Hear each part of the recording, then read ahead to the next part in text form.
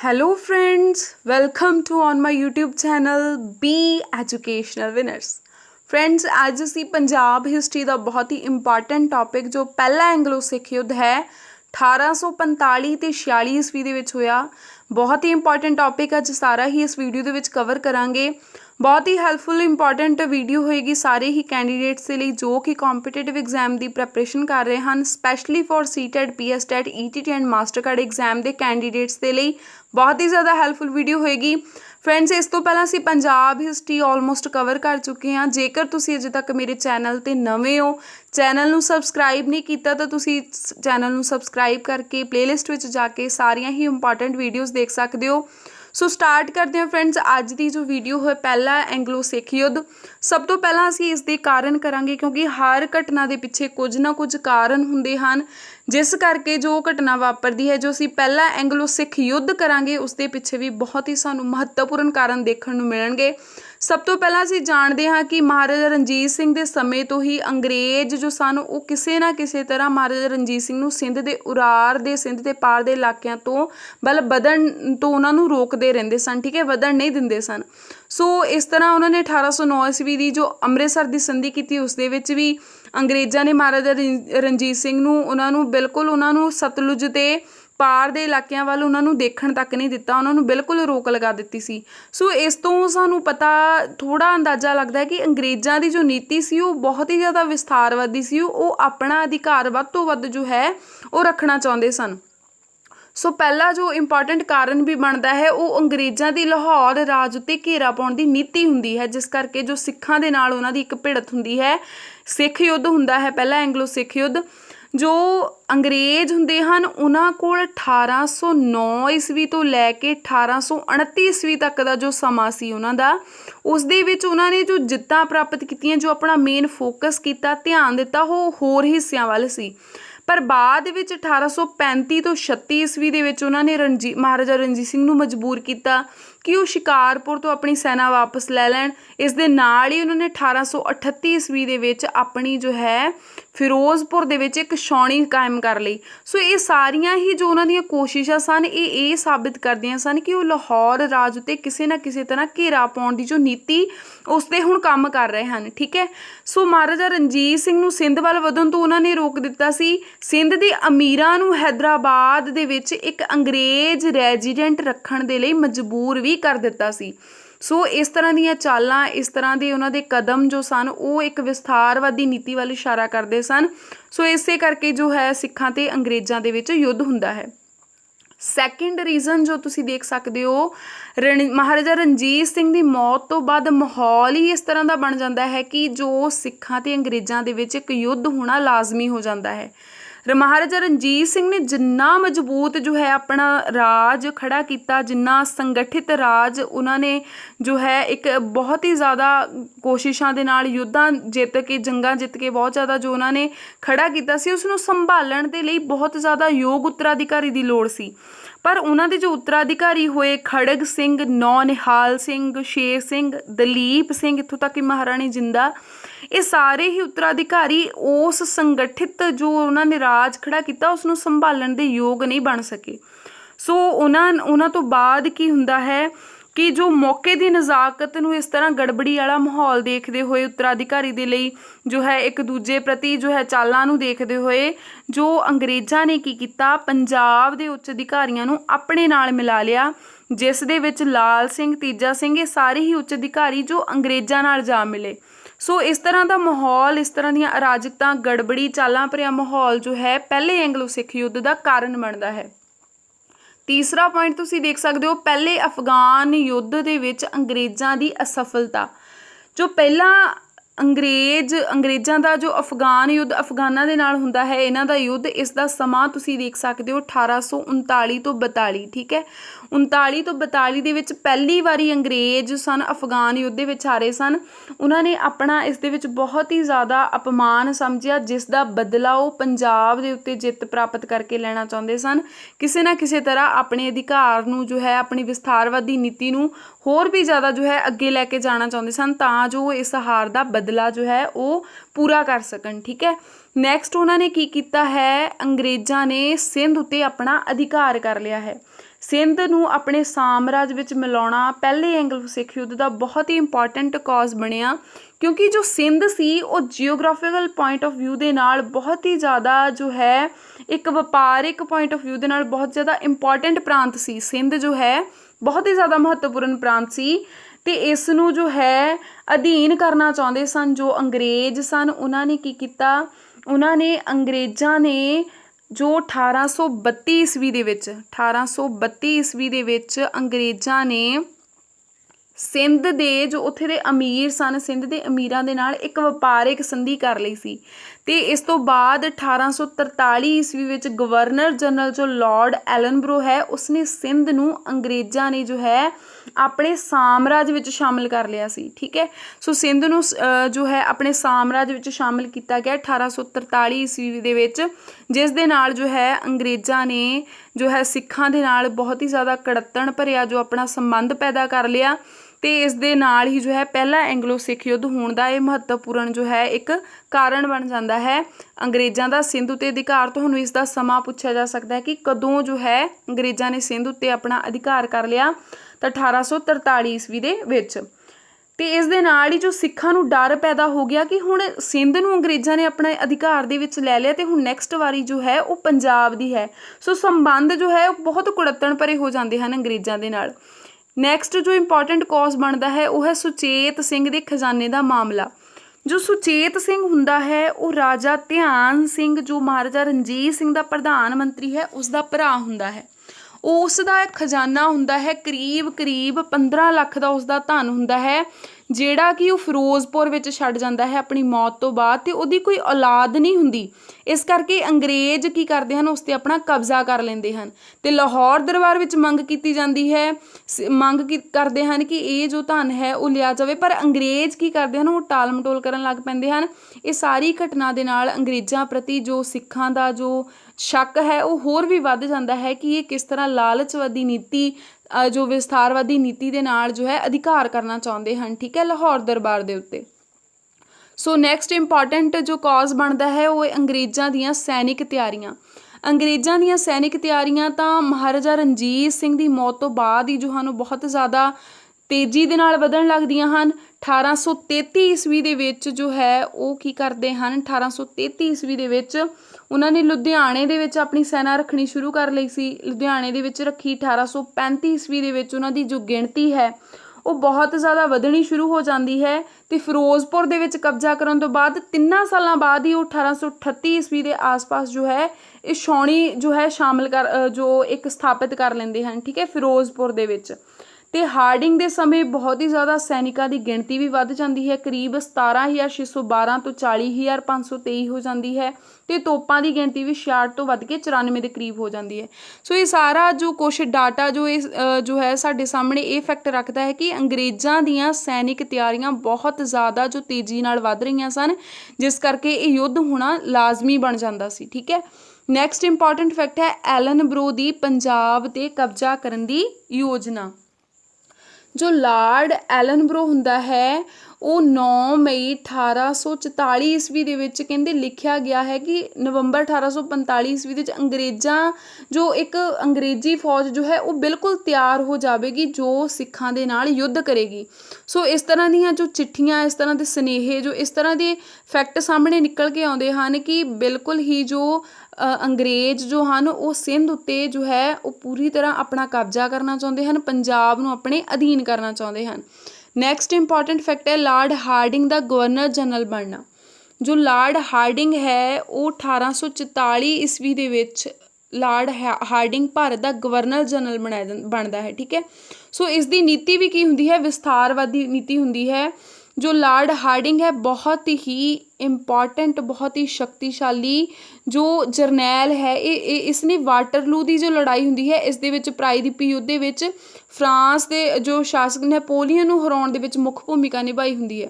ਸੋ Lord Hardinge ਦੀ ਵਿਸਥਾਰਵਾਦੀ ਨੀਤੀ, ਉਸਦਾ ਜੋ ਹੈ ਗਵਰਨਰ ਜਨਰਲ ਬਣਨਾ ਵੀ ਇੱਕ ਜੋ ਪਹਿਲਾ ਐਂਗਲੋ ਸਿੱਖ ਯੁੱਧ ਹੁੰਦਾ ਹੈ ਉਸ ਦਾ ਮਹੱਤਵਪੂਰਨ ਕਾਰਨ ਬਣਦਾ ਹੈ। ਉਸ ਤੋਂ ਬਾਅਦ ਇੰਪੋਰਟੈਂਟ ਕਾਰਨ ਹੈ ਜੋ ਬਰੋਡਫੁੱਟ ਹੈ, ਉਸ ਦੀਆਂ ਸਿੱਖਾਂ ਵਿਰੁੱਧ ਕਾਰਵਾਈਆਂ ਹੁੰਦੀਆਂ ਹਨ। ਮੇਜਰ ਬਰੋਡਫੁੱਟ ਜੋ ਕਿ 1844 ਈਸਵੀ ਦੇ ਵਿੱਚ ਲੁਧਿਆਣਾ ਦਾ ਜੋ ਹੈ ਬ੍ਰਿਟਿਸ਼ ਏਜੰਟ ਹੁੰਦਾ ਹੈ।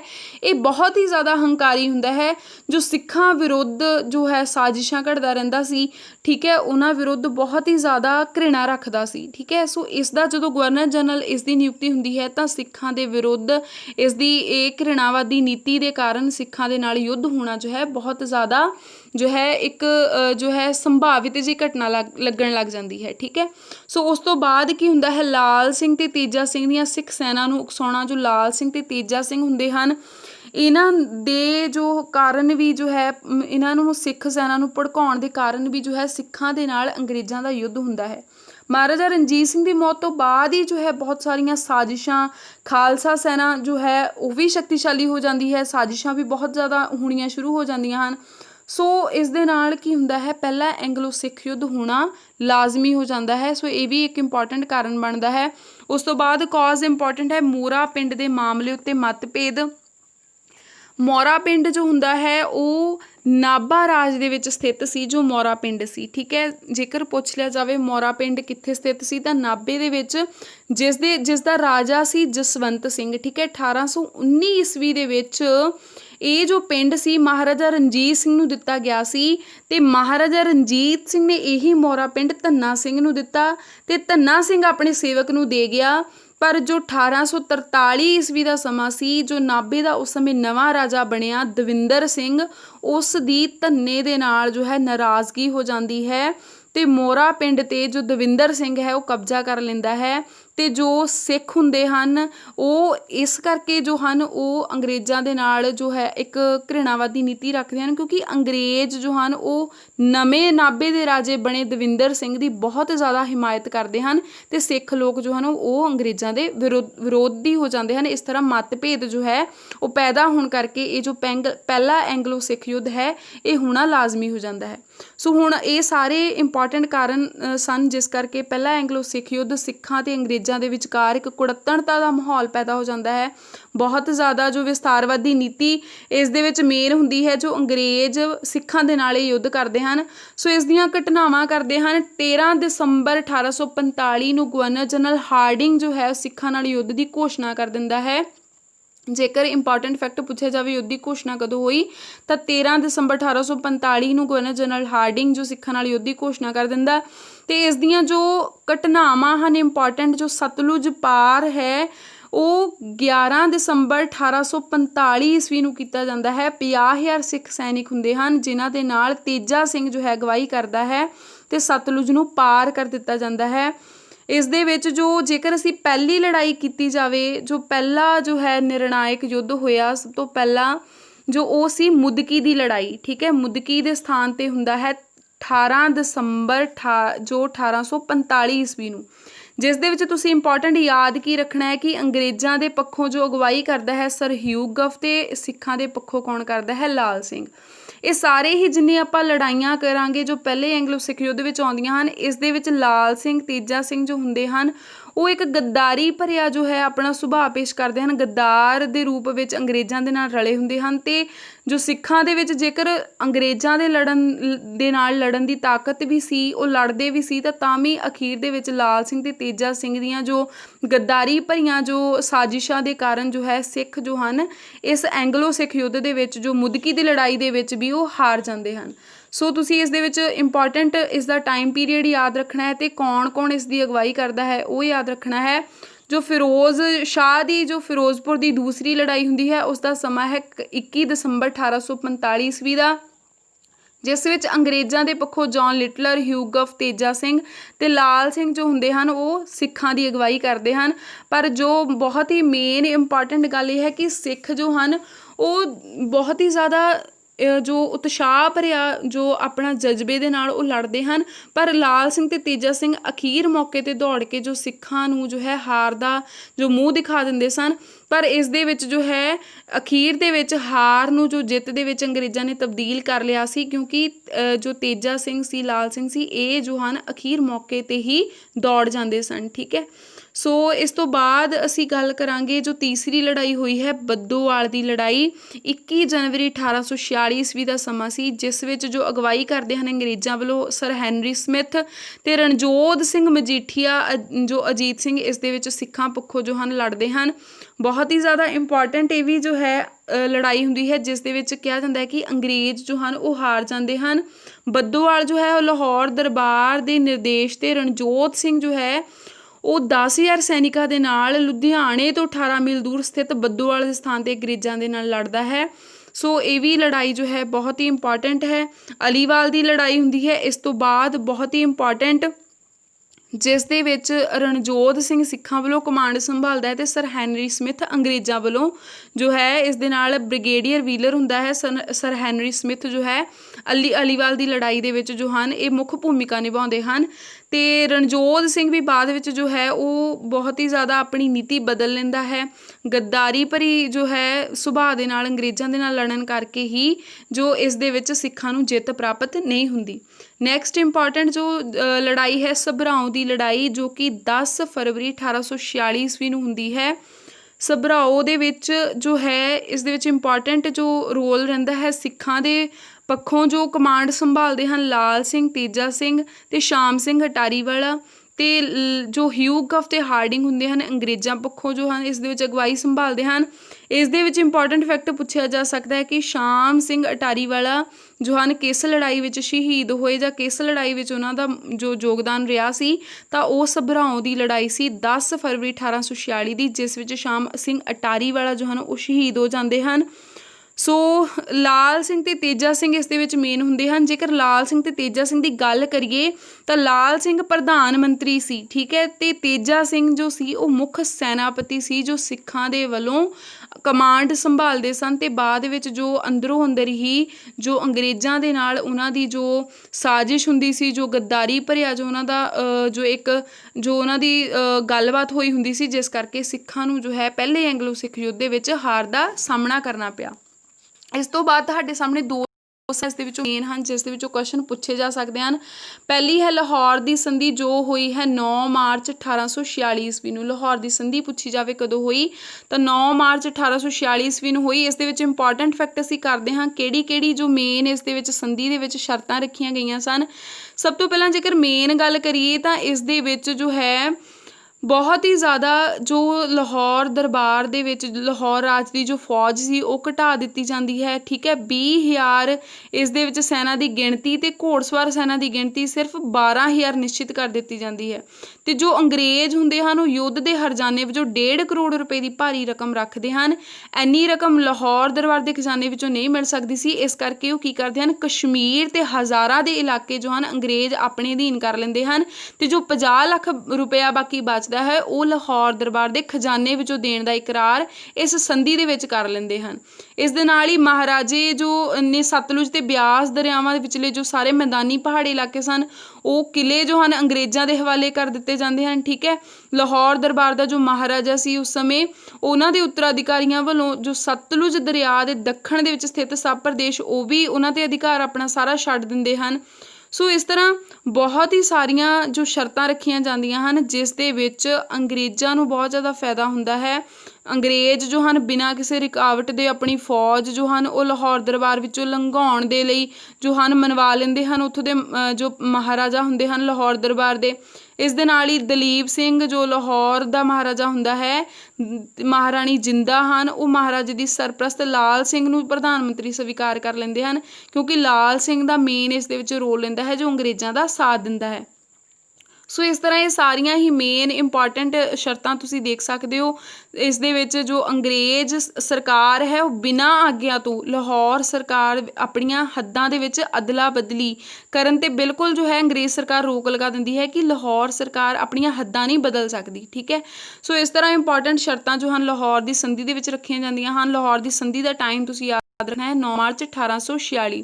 ਇਸ ਦੇ ਵਿੱਚ ਤੁਸੀਂ ਮੇਨ ਇੰਪੋਰਟੈਂਟ ਫੈਕਟ ਜੋ ਹਨ ਉਹ ਦੇਖ ਵੀ ਸਕਦੇ ਹੋ ਕਿ ਅੰਗਰੇਜ਼ ਸਰਕਾਰ ਦੀ ਆਗਿਆ ਬਿਨਾਂ ਲਾਹੌਰ ਸਰਕਾਰ ਹੱਦਾਂ ਨਹੀਂ ਬਦਲ ਸਕਦੀ ਅਤੇ ਹਰਜਾਨੇ ਵਜੋਂ 1.5 ਕਰੋੜ ਦੀ ਮੰਗ ਕੀਤੀ ਜਾਂਦੀ ਹੈ। ਇਸ ਦੇ ਨਾਲ ਹੀ ਜੋ ਸੈਨਾ ਘੱਟ ਕਰ ਦਿੱਤੀ ਜਾਂਦੀ ਹੈ ਅਤੇ ਜੋ ਅਧਿਕਾਰ ਹੈ ਉਹ ਅੰਗਰੇਜ਼ ਆਪਣੇ ਅਧਿਕਾਰ ਦੇ ਵਿੱਚ ਜੋ ਆਪਣਾ ਜ਼ਿਆਦਾ ਵਿਸਥਾਰਵਾਦੀ ਨੀਤੀ ਦੇ ਨਾਲ ਆਪਣਾ ਕਬਜ਼ਾ ਜ਼ਿਆਦਾ ਵੱਧ ਤੋਂ ਵੱਧ ਜਮਾਉਣ ਦੀ ਕੋਸ਼ਿਸ਼ ਇਸ ਦੇ ਵਿੱਚ ਸ਼ਰਤਾਂ ਦੇ ਵਿੱਚ ਜੋ ਹਨ ਉਹ ਕਰਦੇ ਹਨ। ਨੈਕਸਟ ਇੰਪੋਰਟੈਂਟ ਜੋ ਸੰਧੀ ਹੁੰਦੀ ਹੈ ਇਸ ਯੁੱਧ ਤੋਂ ਬਾਅਦ ਉਹ ਹੈ ਭੈਰੋਵਾਲ ਦੀ ਸੰਧੀ, ਜਿਸ ਦਾ ਟਾਈਮ ਹੈ 16 ਦਸੰਬਰ 1846 ਈਸਵੀ ਦਾ। ਜੇਕਰ ਭੈਰੋਵਾਲ ਦੀ ਸੰਧੀ ਤੁਹਾਨੂੰ ਪੁੱਛੀ ਜਾਵੇ ਤਾਂ 16 ਦਸੰਬਰ 1846 ਈਸਵੀ ਨੂੰ ਹੋਈ ਸੀ। ਇਹ ਸੰਧੀ ਦੀਆਂ ਸ਼ਰਤਾਂ ਬਹੁਤ ਹੀ ਜ਼ਿਆਦਾ ਇੰਪੋਰਟੈਂਟ ਹਨ ਕਿਉਂਕਿ ਇਸ ਦੇ ਵਿੱਚ ਕੀ ਹੁੰਦਾ ਹੈ, ਪੇਪਰ ਦੇ ਵਿੱਚ ਪੁੱਛ ਲਿਆ ਜਾਂਦਾ ਹੈ ਕਿ ਕਿਹੜੀ ਸੰਧੀ ਦੇ ਨਾਲ ਜੋ ਹੈ ਸਾਰੇ ਵਿਭਾਗਾਂ ਦੀ ਦੇਖਭਾਲ ਲਈ ਲਾਹੌਰ ਦਰਬਾਰ ਦੇ ਵਿੱਚ ਇੱਕ ਬ੍ਰਿਟਿਸ਼ ਰੈਜ਼ੀਡੈਂਟ ਨਿਯੁਕਤ ਹੋਇਆ ਤਾਂ ਉਹ ਭੈਰੋਵਾਲ ਦੀ ਸੰਧੀ ਦੇ ਵਿੱਚ ਸ਼ਰਤ ਰੱਖੀ ਗਈ ਸੀ ਕਿ ਜੋ ਲਾਹੌਰ ਸਰਕਾਰ ਦੇ ਸਾਰੇ ਵਿਭਾਗਾਂ ਦੀ ਦੇਖਭਾਲ ਲਈ ਕੀ ਹੋਣਾ ਹੈ, ਇੱਕ ਬ੍ਰਿਟਿਸ਼ ਰੈਜ਼ੀਡੈਂਟ ਨਿਯੁਕਤ ਹੋਏਗਾ।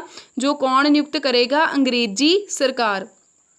ਇਸ ਦੇ ਨਾਲ ਹੀ ਜੋ ਮਹਾਰਾਜਾ ਦਲੀਪ ਸਿੰਘ ਜਦ ਤੱਕ ਨਾਬਾਲਗ ਰਹੇਗਾ, ਭਾਵ 1854 ਈਸਵੀ ਤੱਕ ਰਾਜ ਦਾ ਜੋ ਸ਼ਾਸਨ ਪ੍ਰਬੰਧ ਹੈ ਉਹ 8 ਸਰਦਾਰਾਂ ਦੀ ਇੱਕ ਕੌਂਸਲ ਆਫ ਰੈਜੈਂਸੀ ਦੇ ਜੋ ਅੰਡਰ ਰਹੇਗਾ ਉਹਨਾਂ ਦੁਆਰਾ ਚਲਾਇਆ ਜਾਵੇਗਾ। ਇਹ ਵੀ ਪੁੱਛਿਆ ਜਾ ਸਕਦਾ ਹੈ ਕਿ ਕਿਸ ਸੰਧੀ ਦੇ ਨਾਲ 8 ਸਰਦਾਰਾਂ ਦੀ ਕੌਂਸਲ ਆਫ ਰੈਜੈਂਸੀ ਜੋ ਹੈ ਉਹ ਚਲਾਈ ਗਈ, ਉਹ ਵੀ ਭੈਰੋਵਾਲ ਦੀ ਸੰਧੀ ਦੇ ਨਾਲ ਤੁਸੀਂ ਯਾਦ ਰੱਖਣੀ ਹੈ। ਕੌਂਸਲ ਆਫ ਰੈਜੈਂਸੀ ਨੂੰ ਪ੍ਰਸ਼ਾਸਨ ਦਾ ਸਾਰਾ ਕੰਮਕਾਰ ਜੋ ਹੈ ਬ੍ਰਿਟਿਸ਼ ਰੈਜ਼ੀਡੈਂਟ ਦੀ ਸਲਾਹ ਅਨੁਸਾਰ ਹੀ ਕਰਨਾ ਪਵੇਗਾ। ਇਸ ਦੇ ਨਾਲ ਹੀ ਮਹਾਰਾਣੀ ਜਿੰਦਾਂ ਨੂੰ ਰਾਜ ਪ੍ਰਬੰਧ ਤੋਂ ਵੱਖ ਕਰ ਦਿੱਤਾ ਜਾਂਦਾ ਹੈ। ਉਹਨੂੰ ਜੋ ਹੈ ਇਹ ਫੈਸਲਾ ਹੁੰਦਾ ਹੈ ਕਿ ਉਹਨੂੰ 1.5 ਲੱਖ ਦੀ ਜੋ ਹੈ ਸਾਲਾਨਾ ਪੈਨਸ਼ਨ ਦਿੱਤੀ ਜਾਏਗੀ। ਠੀਕ ਹੈ, ਸੋ ਇਸ ਤਰ੍ਹਾਂ ਦੀਆਂ ਇੰਪੋਰਟੈਂਟ ਸ਼ਰਤਾਂ ਰੱਖੀਆਂ ਜਾਂਦੀਆਂ ਹਨ। ਅਤੇ ਇਸ ਦੇ ਨਾਲ ਹੀ ਜੋ ਹੈ ਜੇਕਰ ਗਵਰਨਰ ਜਨਰਲ ਰਾਜਧਾਨੀ ਦੀ ਰੱਖਿਆ ਲਈ ਜਾਂ ਸ਼ਾਂਤੀ ਸਥਾਪਿਤ ਕਰਨ ਲਈ ਜੋ ਜ਼ਰੂਰੀ ਸਮਝੇ ਤਾਂ ਉਹ ਇੱਕ ਛਾਉਣੀ ਦੇ ਉੱਤੇ ਵੀ ਜੋ ਹੈ ਲਾਹੌਰ ਰਾਜ ਦੇ ਕਿਸੇ ਵੀ ਕਿਲ੍ਹੇ ਜਾਂ ਛਾਉਣੀ ਦੇ ਉੱਤੇ ਵੀ ਕਬਜ਼ਾ ਕਰ ਸਕਦੇ ਹਨ। ਇਸ ਦੇ ਨਾਲ ਹੀ ਲਾਹੌਰ ਰਾਜ ਬ੍ਰਿਟਿਸ਼ ਸਰਕਾਰ ਨੂੰ 22 ਲੱਖ ਰੁਪਏ ਜੋ ਦਾ ਜੁਰਮਾਨਾ ਜੋ ਹੈ 22 ਲੱਖ ਰੁਪਏ ਹਰ ਸਾਲ ਦੇਵੇਗਾ। ਠੀਕ ਹੈ, ਇਸ ਤਰ੍ਹਾਂ ਦੀਆਂ ਸ਼ਰਤਾਂ ਜੋ ਅੰਗਰੇਜ਼ਾਂ ਦੇ ਫੇਵਰ ਦੇ ਵਿੱਚ ਹੁੰਦੀਆਂ ਹਨ, ਅੰਗਰੇਜ਼ਾਂ ਨੂੰ ਇਸ ਦਾ ਜ਼ਿਆਦਾ ਲਾਭ ਹੁੰਦਾ ਹੈ। ਸੋ ਇਸ ਤਰ੍ਹਾਂ ਦੀਆਂ ਜੋ ਸ਼ਰਤਾਂ ਹਨ ਭੈਰੋਵਾਲ ਦੀ ਸੰਧੀ ਦੇ ਵਿੱਚ ਰੱਖੀਆਂ ਜਾਂਦੀਆਂ ਹਨ।